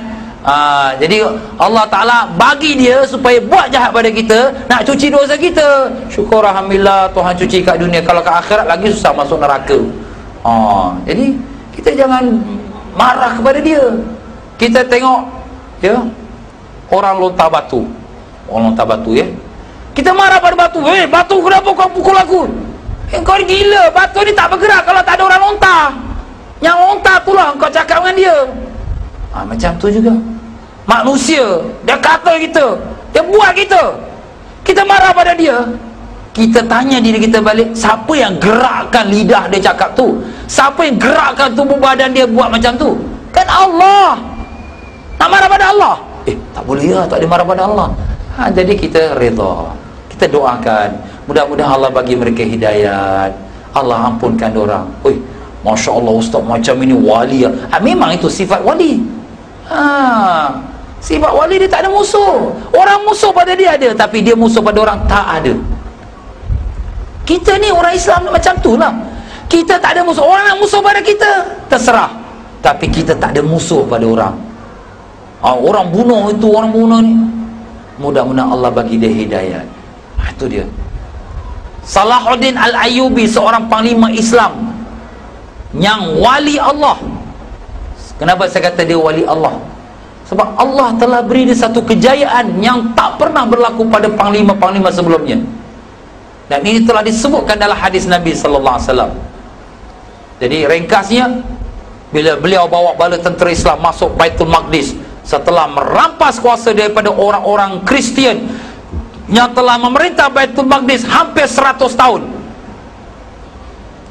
maka bala tenteranya nak bunuh semua orang Kristian yang dalam Baitul Maqdis, nak bakar rumah-rumah mereka. Salahuddin Ayyubi berkata, jangan kamu bunuh mereka. Kemudian tentera dia kata, wahai Salahuddin, sewaktu 100 tahun dulu mereka masuk Baitul Maqdis, semua orang Islam dibunuh, tak ada satu pun yang hidup. Yang tua, yang muda, yang besar, yang kecil, semua dibunuh. Hari ini kami nak tuntut bela. Apa jawab Salahuddin Ayyubi? Mereka tu bukan guru kita. Guru kita Rasulullah sallallahu alaihi wasallam. Baginda Nabi sallallahu alaihi wasallam telah pesan, jangan bunuh orang tua, jangan bunuh anak-anak, jangan bunuh perempuan-perempuan, jangan bunuh padri rahib yang ibadat dalam rumah ibadah mereka, jangan bunuh haiwan-haiwan, jangan bakar rumah-rumah, jangan potong pokok-pokok. Itulah guru kita Nabi Muhammad sallallahu alaihi wasallam. Nampak tuan-tuan? Bukan ikut emosi. Maaflah ya, macam sekarang ni, yang dia perang orang lain, yang lain pula yang mati dibunuh. Itu emosi, perasaan, nafsu. Itu bukan Islam. Tapi jihad, Allah, sedih kita. Perkataan jihad yang mulia sudah dikotori dengan orang-orang yang tak memahami jihad.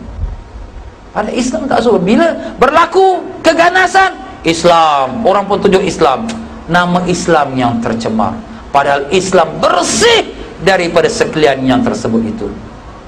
Inilah dia.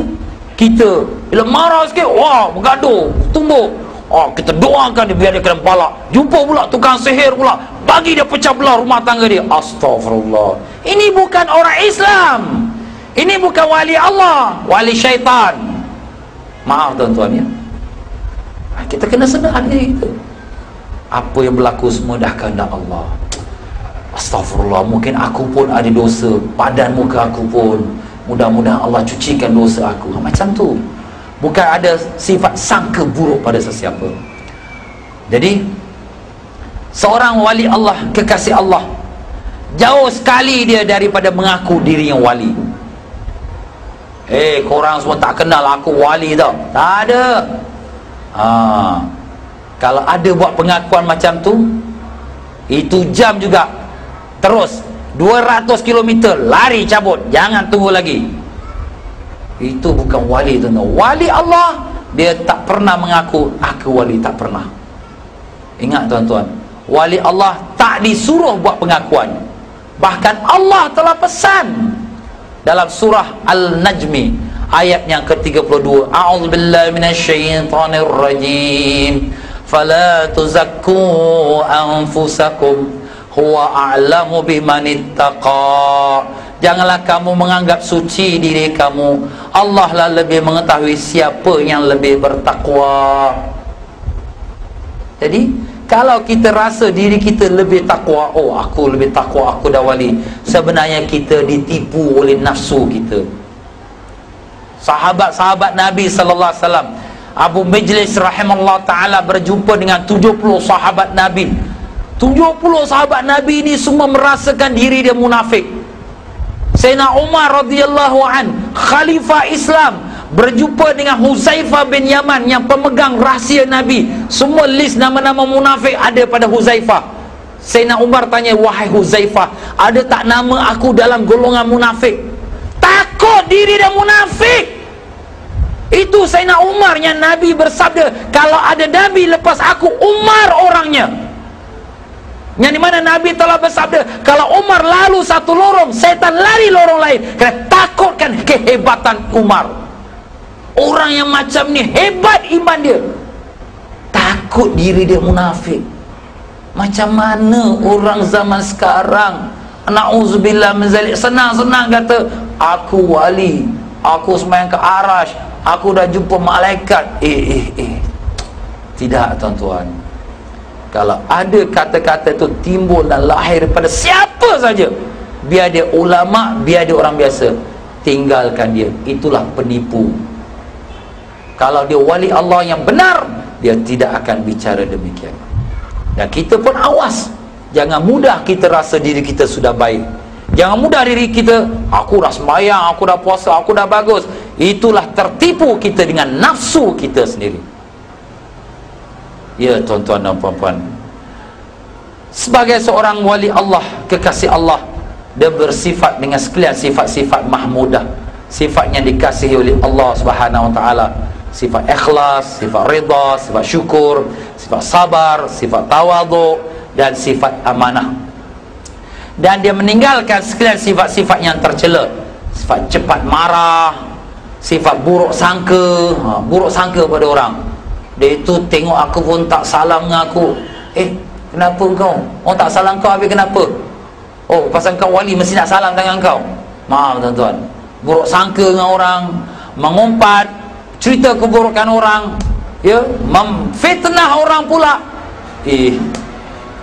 Riak, menunjuk-nunjuk amalan dia, ujub, megah dia, heran dia, sombong, takabur, hasad, dengki.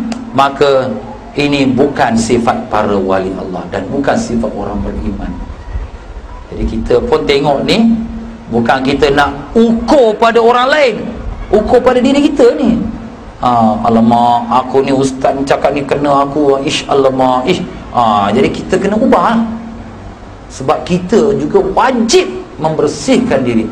Membersihkan diri ni bukan untuk nak jadi wali. Semua orang beriman wajib mensucikan dirinya daripada sekalian kotoran zahir dan kotoran batin. Ya tuan-tuan dan puan-puan, sekali-kali para wali Allah itu tidak bergantung kepada pemberian manusia, bahkan berusaha sendiri.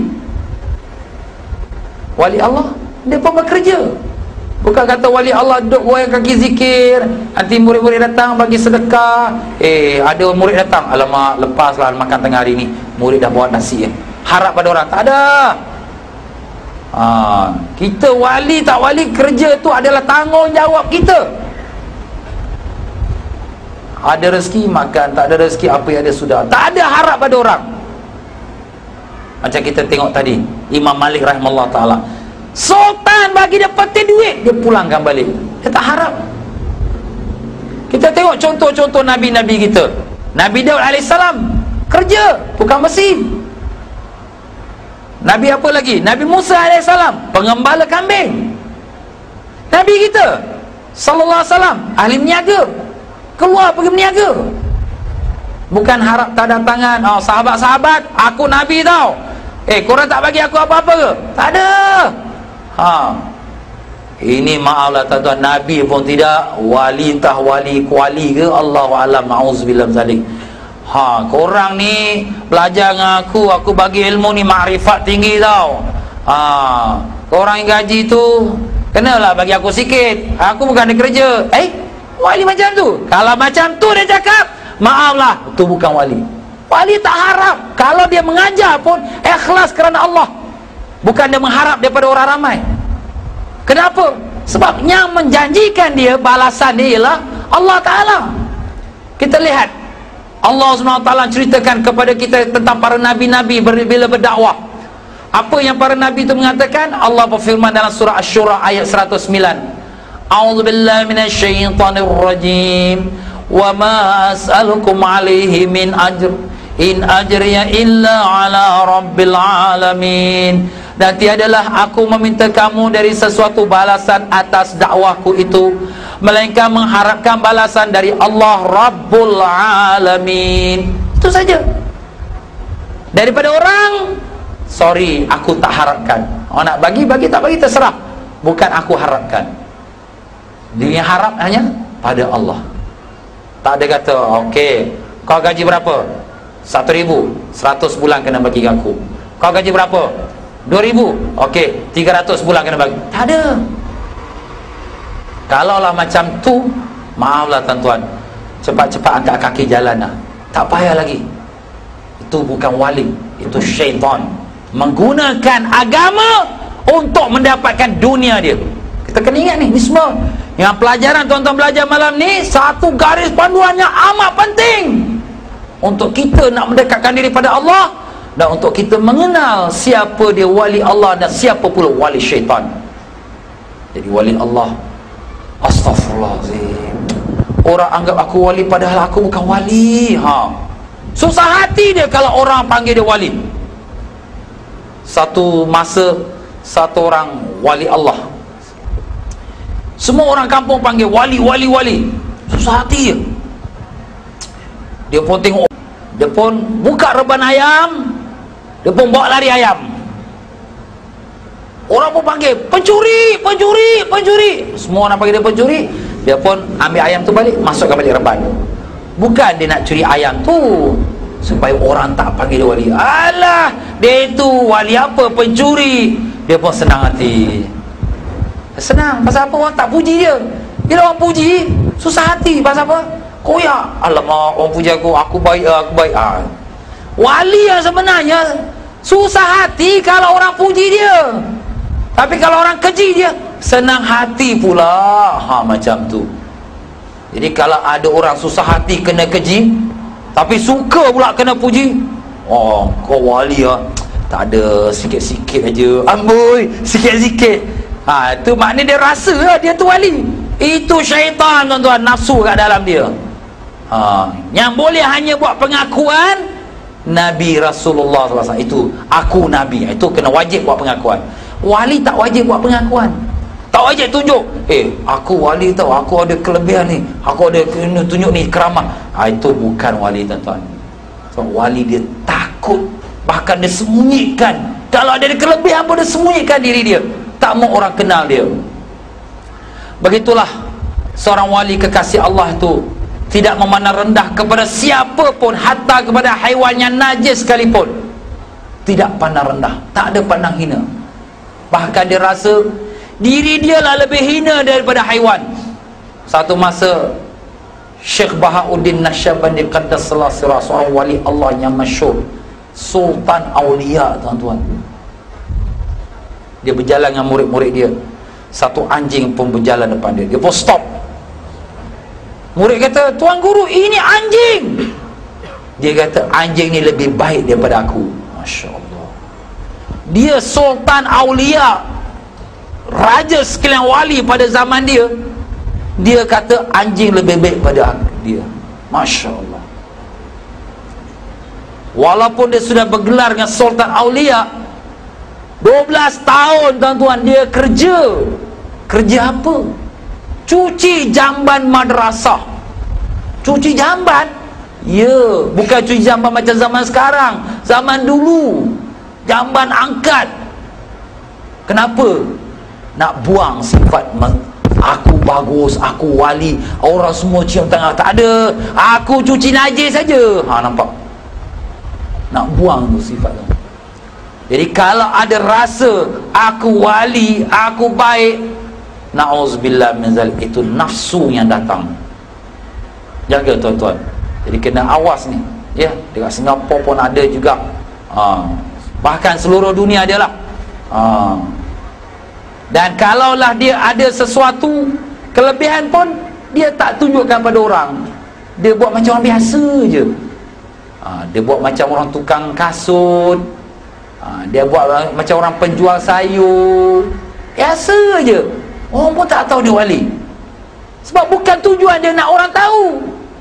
Dia pun bukan nak tahu diri wali. Aku buat kerana Allah, sudah. Macam Imam Ghazali rahimahullah ta'ala, dia nak belajar dengan guru wali Allah yang pada zaman beliau. Guru wali Allah tu tukang kasut aja. Orang pun tak tahu dia wali Allah. Syekh Abu Ali Al-Farmadi, seorang wali Allah yang besar, tukang kasut. Sebab tu kita kadang-kadang nak mengenal wali ni lebih susah daripada nak mengenal Allah. Macam mana ustaz? Ya, mengenal Allah, kenal wujud, qidam, baqa, sifat-sifat Allah, mengenal melalui sifat Allah.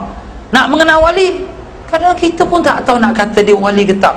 Dia tukang kasut aja, pakai baju pun biasa aja. Kita ingat yang pakai serban besar, tasbih panjang, wah dia ni wali ya. Maaf tuan-tuan, belum tahu lagi. Maaflah, ni bukan nak kata siapa-siapa, tak ada. Tapi awas kalau orang-orang yang macam itu dan menunjuk-nunjuk pula, ini lebih kepada menunjuk daripada yang sebenarnya. Para wali Allah lagi senang orang tak kenal aku. Dia pakai baju biasa je, kopiah biasa je, tapi hati dia takut kepada Allah. Itu dia tuan-tuan. Bukan mengenal wali dengan dressing dia, tak ada. Dia bukan ada uniform, tapi dia tak buat yang haram lah. Takkanlah seluar pendek, tak ada lah. Dia wali pakai seluar pendek pula. Saya dah jumpa juga wali pakai seluar pendek. Murid-murid dia kata, tok guru kita wali. Saya pergi ziarah dia, nak tahu dia wali tak wali, sekarang pakai seluar pendek. Astagfirullah. Murid pun bodoh sangat, tak tahu ke seluar pendek ni haram. Ni pakai seluar pendek, dia kata tok guru wali. Inilah kadang-kadang kita nak kena belajar fikih juga. Bukan juga, memang kena lah. Sebab itulah orang nak kenal wali ni ataupun nak belajar dengan siapa-siapa pun, syariat mesti ada. Jangan pakai nak terjun terus nak naik ke atas, tak boleh. Jadi seorang wali pun dia kena tahu hukum syariat. Dia kena belajar tasawuf, dia pun kena belajar syariat, hukum fikih semua kena ada. Jangan dia buat sembahyang pelik-pelik pula. Kita sembahyang lain, dia sembahyang lain pula. Dia dah wali, dia sembahyang lain. Tak ada. Sembahyang sama aja, macam mana Nabi sembahyang, macam tu kita kena sembahyang. Wali tak wali sama aja. Jadi wali pun kena sembahyang, belajar betul. Itulah kita pun. Sebab tu dalam masalah ini kita kena ada ilmu fikih dan ada ilmu tasawuf. Kata Imam Malik rahimahullah ta'ala, man tafaqaha wa lam yatasawwaf faqad tafassaqa. Siapa yang belajar fikih tapi tak belajar tasawuf, sungguh telah fasik, derhakalah dia. Maknanya apa? Dia belajar fikih, buat sembahyang semua ada, tapi tasawuf tak ada. Hati riya, ujub, megah, jadi fasik. Dan demikian pula, wa man tasawwafa wa lam yatafaqqah faqad tazandaqa. Siapa yang belajar tasawuf tapi tak belajar fikih, telah jadi zindik. Belajar tasawuf nak jadi wali, zikir, habis sembahyang tak betul lagi, rokok sujud pun tak betul lagi, tak belajar, maka boleh jadi zindik tuan-tuan. Na'udzubillah min zalik. Zindik tu kafir pada batinnya, na'udzubillah.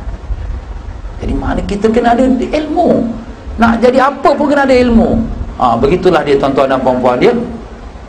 Dan sebagai seorang wali Allah atau kita sebagai seorang Islam pun tidak boleh menjatuhkan maruah seseorang, maupun di hadapannya atau di belakangnya. Depan-depan dia kita kata engkau tak betul, salah, tak boleh. Malu dia, orang semua tengok, alamak, malu dia. Atau di belakang dia kata, alamak, si Mamat tu tak betul lah, salah dia sembahyang, orang semua ketawakan dia. Itu mengumpat, tak boleh. Wali Allah tak jatuhkan maruah orang, baik di belakang dia, baik depan dia, tak. Allah Ta'ala telah firmankan dalam perkara ini dalam surah Hujurat, a'udzubillahi minasyaitonirrajim, ya ayyuhalladzina amanu la yaskhar qaumun min qaumin asa an yakunu khairan minhum. Hai orang-orang yang beriman, janganlah suatu kaum menghina kaum yang lain, kerana boleh jadi mereka yang dihina lebih baik dari mereka yang menghina. Jangan. Kita pun tak tahu kita ni di mana di sisi Allah. Mungkin kita kata dia, kita lagi teruk lagi. Itulah dia wali Allah. Dan kita orang Islam pun, bukan makna ni saya cerita ni, oh ni wali Allah, oh aku tak apa. Tidaklah. Kita pun sama. Allah seru, hai orang beriman, semua kita. Jangan kita condemn orang, jangan kita kata orang. Mungkin orang yang kita kata lebih baik daripada kita. Dan demikianlah, ya, dalam perkara-perkara ini, kita tuan-tuan dan puan-puan rahimakumullah, mestilah kita selalu ingat tujuan kita, matlamat kita, ya. Ilahi anta maqsudi wardaka matlubi a'tini mahabbataka wa ma'rifataka. Ya Tuhanku, Engkaulah yang aku maksudkan dan keridhaanmu lah yang aku tuntut. Kurniakanlah kepadaku kasih sayangmu dan ma'rifatmu. Itulah tuan-tuan, selalu kita bacakan ayat ini. Bukan kita nak cari keridhaan manusia, populariti, orang suka pada kita. Tak. Kita harap keridhaan Allah saja. Allah menjadi tujuan matlamat kita. Jadi tuan-tuan dan puan-puan, telah banyak diperkatakan. Yang pentingnya, kita jadikanlah panduan yang telah kita dengar itu untuk menjadi garis panduan dalam hidup kita sebagai hamba Allah yang ingin meniti jalan menuju kepada Allah. Dan demikianlah sebagai satu garis panduan kita mengenal tipu daya orang-orang yang kononnya mengaku wali dan sebagainya. Mudah-mudahan ceramah saya pada malam ini mendapat keridhaan Allah Ta'ala dan pengampunannya, dan demikian juga semoga Allah merahmati sekalian kita semua dan membimbing kita ke jalannya. Amin ya rabbal alamin. Dan dengan itu saya memohon diri, menyusun 10 jari, mohon kemaafan daripada tuan-tuan dan puan-puan kalau ada dalam bahasa saya terkasar bahasa atau tersinggung perasaan. Yang benar datang pada Allah, yang salah silap pada kebodohan diri saya sendiri. Aqulu qawli hadza wa astaghfirullahazim li wa lakum wa billahi taufiq wal hidayah. Wassalamu alaikum warahmatullahi wabarakatuh.